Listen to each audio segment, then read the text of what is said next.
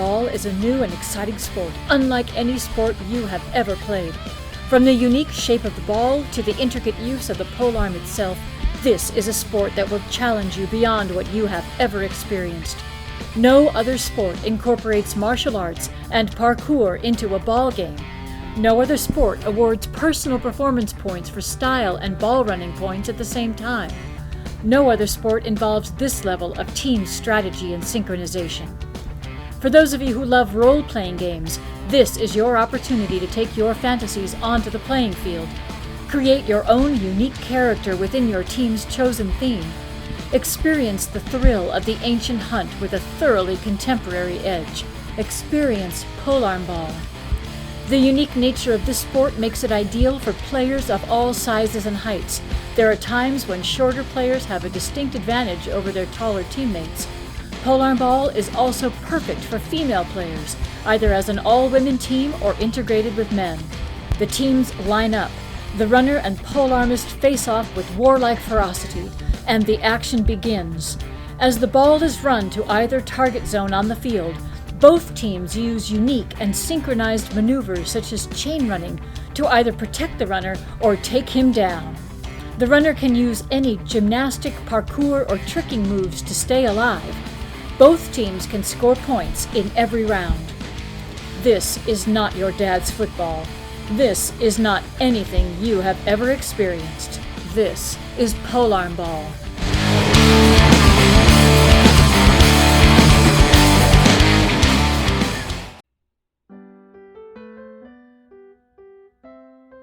Polearmball is a sport which allows teams to score points during both defense and offense, and points may also be mitigated or reduced, such as when the target is hit after delivery. Due to the nature of hitting moving human targets, it follows that the smaller the target, the harder and more challenging it becomes to hit that target. Hence, Polearmball favors short athletes. This is a first. Shorter athletes may now gain status and notoriety because of their stature. Instead of being a handicap, it is a standout trait. In real life, both in war and in the hunt for food, short stature has been an advantage in many circumstances. Polearmball showcases this point and views it as an advantage. The result is that in order to even out the odds of winning, teams will need to balance the members of their team with an equal quantity of tall players who are easier to hit with a quantity of shorter players. If a team has 10 members, 5 ought to be tall and 5 ought to be short. The taller players will have an advantage over polearm skills, and shorter players will have an advantage over running skills. Polearmball is a coed sport. In the role-playing aspect of the game, Polearmball honors history in acknowledging women's role next to men in battle and in the ancient hunt for food and supplies, or to bring home the bacon in modern times. Instead of brawn, it is athleticism and skill in the way of tactics, speed, agility, acrobatics, and team effort which determines success. The game is genteel in a way that the brawn of males is not a deciding factor over which team is more likely to win. Hence, along with short athletes, females, as in the real world throughout history, may participate alongside males in the hunt or battle. According to the statistics throughout history indicating that there were less females than males involved in the struggle to physically battle in wars and hunt game, Polearmball also reflects the lesser female-to-male ratio. Teams may have female members as warriors, but unless the team is all females, then they should conform to the following limits. 4 to 6 members, only 1 may be female. On a team of 7 to 9 members, 2 may be female. On a team of 10 to 12 members, 3 may be female. For 13 to 15 members, 4 may be female. 16 to 18 members, 5 may be female. 19 to 20 members, 6 may be female. Another important area where Polearmball is unique is its entertainment value. Polearmball is an entertainment sport where team players are rewarded for meeting certain performance criteria. Unlike diving or gymnastics, which are more of individual sports than team sports, Polearmball is a team sport that uses performance criteria to contribute to the team's score. Once these polearm skills and acrobatic maneuvers and face painting expertise and creativity of costuming become proficient, then the players will show off these skills in the normal course of the game, even after the showdown between the starting polearmist and the runner. Polearmball will serve as a showcase for performance skills which entertain both the doer and the spectators. The runner may vault, flip, or jump over the obstacle lines of opponents who are trying to get in his way by using dazzling parkour moves.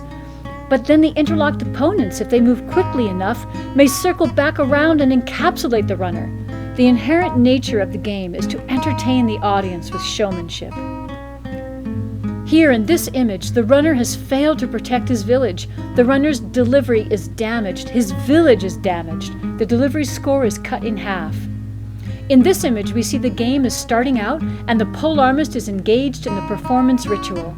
The runner has up to 60 seconds to run out of the circle before the other players are free to come into the game. Here is another view of the performance ritual at the beginning of a round, with its elegant maneuvers and acrobatic jumps. Here, at the beginning of a round, the polearmist is tricking by performing a variation of a corkscrew. All of these maneuvers and rituals are for the entertainment of both spectators and players. So, let's play.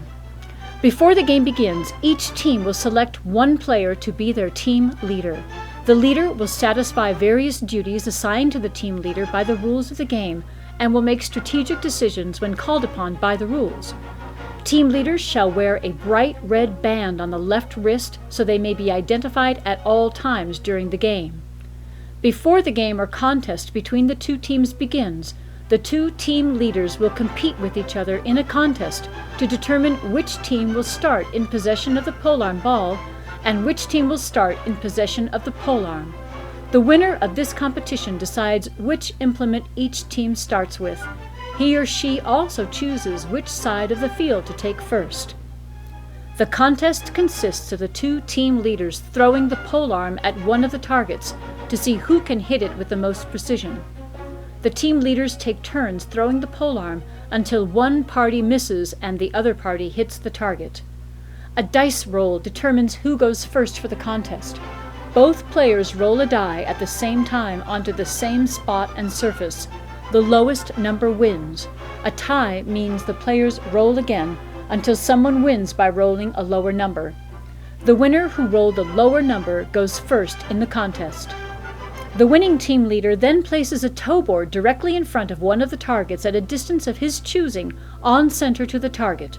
The toe board may be any device which acts as a board 6 feet long and 3 to 4 inches wide. The team leader will then place the board on the ground where he chooses to stand behind it and throw the polearm without crossing over or touching the toe board with his feet. If the first team leader misses the target, then the second team leader has a go. If he hits the target, he or she wins the contest.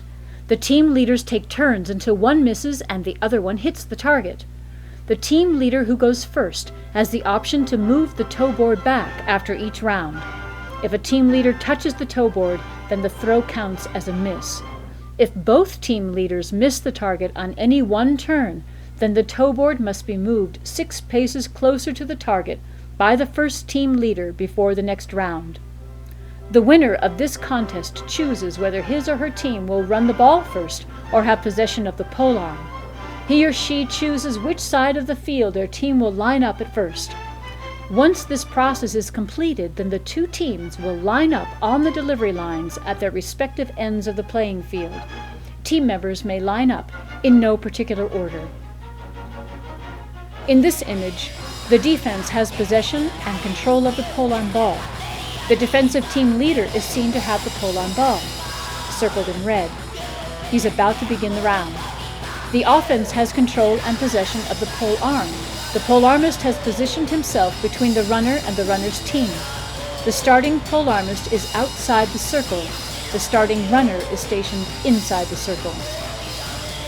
After the outcome of the contest between the team leaders, the team leader of the team in the orange shorts in this image has won the privilege of having the first choice to decide which team runs the ball first and which side of the field they play first. In the example here, the team leader of the orange uniform has chosen to take possession of the polearm first. He has also selected which side of the field his team will start from.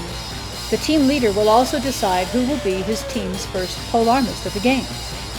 After the signal is given by a referee, a gong is sounded. The team leader of the side with the ball must throw the polearm ball from behind the limit line to his runner. The runner inside the midfield circle was selected to be the first runner for his team by that team's team leader. The runner will be wearing a lightweight padded vest which extends up behind his shoulders and neck from behind.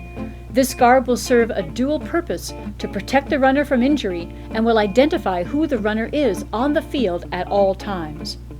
In this diagram, the runner is wearing a yellow protective vest. The selected polearmist will walk out with the polearm in hand and take a random fluid position outside the midfield circle. The polearmist who will perform skills in an act of intimidation against the opposing runner and runner's team may move freely but must remain outside the circle until the runner who is inside the circle either steps outside of the circle or 60 seconds elapse after the runner catches the polearm ball.